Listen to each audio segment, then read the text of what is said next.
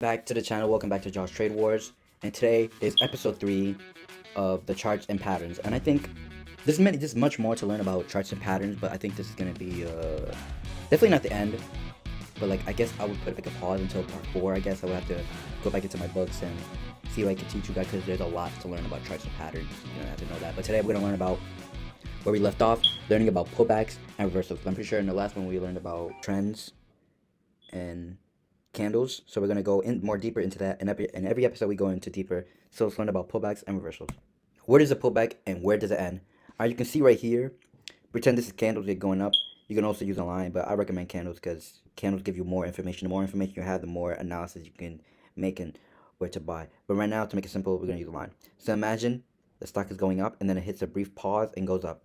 A pullback trading is a movement in the stock market where traders take advantage of a quick drop or pause in a stock's price, expecting it to go back up soon after, sometimes even using it as a strategy. So I actually use this as a strategy. I wait until a big move happens in a pause, so it goes sideways or a little bit of a down. If it goes way below down, that's where I was like, that's not a pullback. A pullback is a short pause or a quick drop, All right, not those big drops, but a quick drop, a little drop or a pause where it goes sideways, and then the stock goes up. This can happen on the opposite side as well. So imagine stock going down really fast, really big, and then it pauses or either goes up a little. That's when some people will be like, oh, I know this is a reverse pullback. That's what we call it, a reverse pullback, because there's a pullback on the short side, selling opportunity. So boom, and it goes way below, and it goes way down. Yeah, a pullback is just a correction. To make it simpler, a correction that happens in the existing trends. There's 3 levels to where a pullback can end. Number one is support and resistance. So we can have the stock going up, and then it forms support where that stock right here can get above it. And if it does, a breakout, which we learned, I'm pretty sure last video, boom, it goes all the way out, forming a support. So that resistance where the stock couldn't, it was resisting the stock to go up, is now using it as support. So now it won't let it go down. It will support it and make it go way back up. And that's where the pullback would end, support and resistance. First, a resistance then turned to support, also working for downtrends. And you can see right here, down, support, boom, breakout.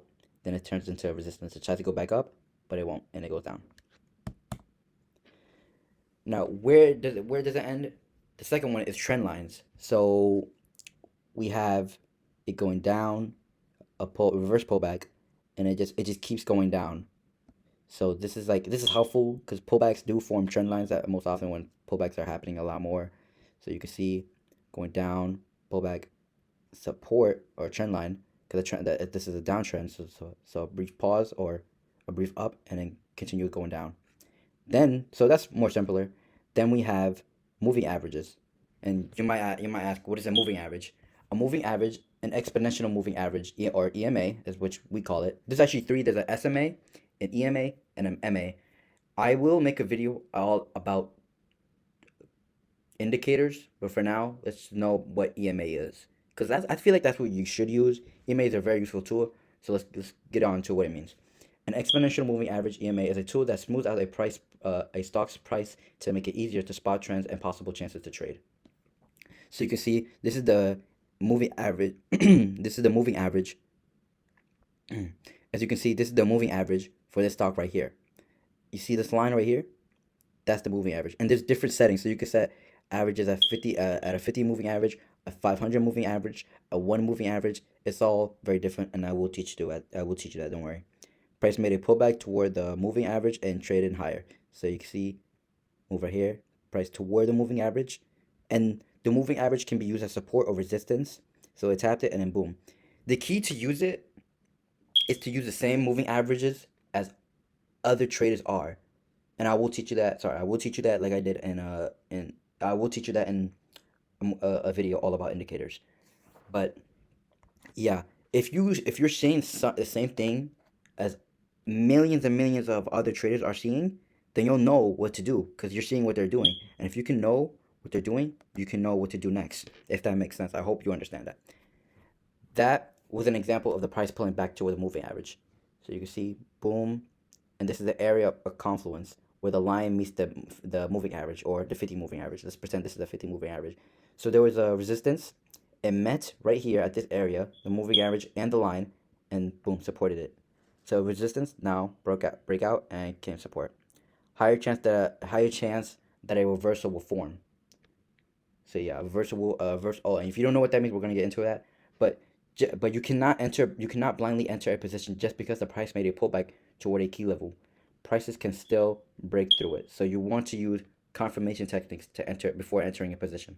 There's a lot of complex things to do. It's not as simple as, oh, a trend line is broken or support and resistance. You need a really good solid strategies. These things will help you analyze the market and make key predictions on what you want to do next, on where the stock might go next.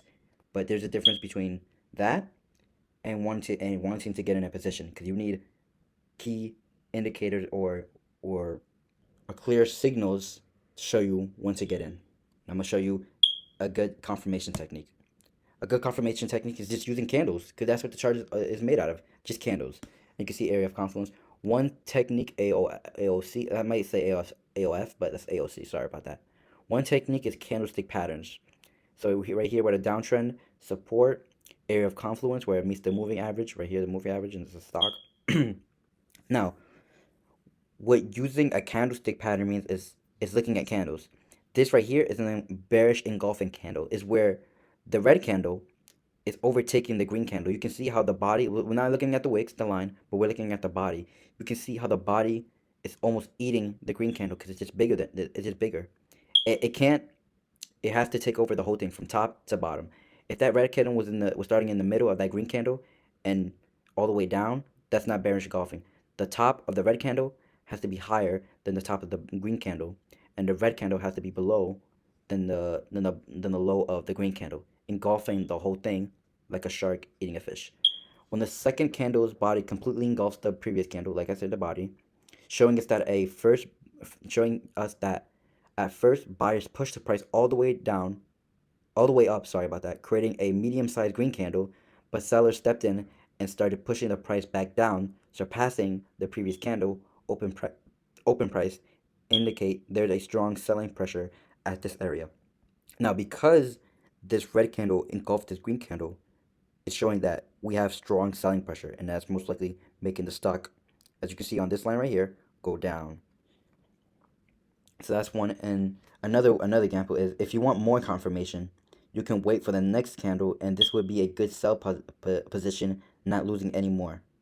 Another example is, as you can see right here, this is right here, this area.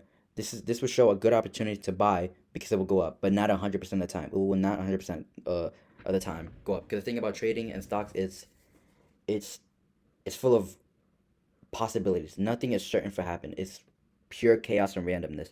But you can find predictions in that chaos and randomness and make some money, and be good at it. So this right here is a hammer. This is when the wick is really long. When the bottom wick is sticking out. So you can see how this wick is way longer than the body. This is a hammer. And now we have a bullish engulfing candle where the green is much bigger than the red. And this is a good confirmation to say, just to show you that the stock will go up. And then we have the last one, breakout of a trend. And this is when, like, there's a downtrend and it stops and then it stops a downtrend. Want to confirm that it will reject this level and continue down. By draw another smaller trend line right at the pullback. You can see that at the pullback, and then boom. Break out, so that's when you should sell, because it would most likely go down. So when it breaks out of that trend, or you can see it was a little uptrend right here. Once it broke out, boom. And we already know this about trend lines. If it breaks out, then it's a good opportunity. If you find a setup where it's not suitable to use a trend line, don't force it. Use other confirmation techniques like the bullish engulfing. Don't just be very careful. Just because it breaks the trend doesn't mean 100% of the time that's gonna work. Like I said, stocks is really random and you want to be careful. And then we have the last thing, reversal. This is when a change of trend direction. So we have an uptrend, and then immediately we have a downtrend. Just a complete reverse. The reverse of an uptrend is a downtrend, and a reverse just happens. So imagine we have a downtrend, a reverse happen, and then a boom, an uptrend. A mistake traders make is when it goes high, that it will go low. Bad mindset. Remember, price can always continue higher. Just because it goes high doesn't mean that it's gonna go low. It can still go up higher and higher and higher. And if stock goes lower and lower and lower, doesn't mean it will eventually go up. It can still continue to go lower, lower, lower, lower. So you want to be careful. Strategy to predict a reversal is break of structure. Find an existing trend and a existing trend. So here there's a downtrend, and you want to see break of structure. Boom. It immediately go up. So remember highs and lows. This is the high. This is the low high. If it breaks that low high, that's when we know it's an uptrend. Starting from a downtrend, it's an uptrend. If it's starting from an uptrend, and if it breaks that lower high, so it goes down. If it breaks it, that's how we know it's a reversal, and it's now a downtrend. As long as the price remains above the trend line, it means that the uptrend is still valid. Be cautious. Just because the price broke out of the trend line doesn't mean a reversal will happen. So to confirm that the price will not go back upwards, we need to wait for some signs of momentum loss or a double top, because we saw a break of trend line and a double top pattern to a reversal is going to happen. So an uptrend, double tops, or a double top is when a resistance or support and the stock taps that support or resistance 2 times. And that's most likely showing that we cannot let you go above support, resistance. We cannot let you, it's like the trend line saying, sorry pal, we cannot let you go above here. So we're gonna push you right back down and a reversal will happen. Or if a support is happening, we want to be like, the support line will be like, hey pal, we cannot let you go more but below this. So we're gonna support you back up, pushing the stock back up. So double tops are good indicators, good signals to show you that a reversal will happen, because it's just gonna keep pushing the stock back either up or down, depending if it's a support or resistance. But yeah, that is all for today. I will get into the next video teaching about actually, let's keep that surprise. You'll see when I upload it. But yeah, this is it for today's video. Thank you for watching. If you liked it and learned a lot, please leave a like, comment, subscribe. And if you have any feedback, please let me know. Please comment down below. But that is it for today, and I'll see you guys in the next episode. Bye.